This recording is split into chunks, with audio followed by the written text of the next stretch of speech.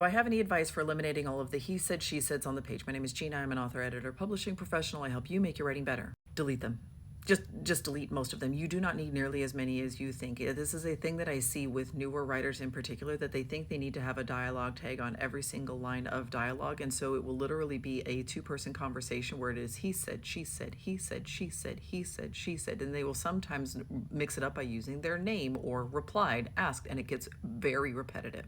But if you are having a two-person conversation, your audience is going to be able to pretty well assume that this is an A, B, A, B, A, B sort of a pattern. So a good rule of thumb is that you can eliminate two out of every three. So instead of going he said, she said, he said, she said, A, B, A, B, A, B, you're going to go A, B.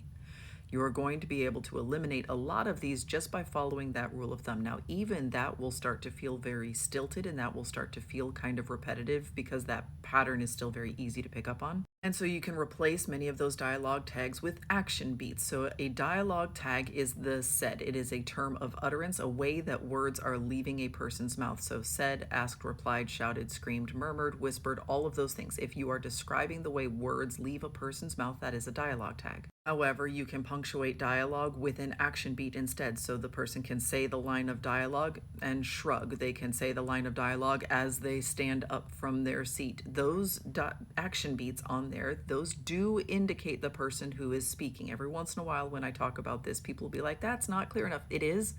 It is. That is in English. That is how we indicate that this is the person who was speaking. It's the person that we describe in that action beat.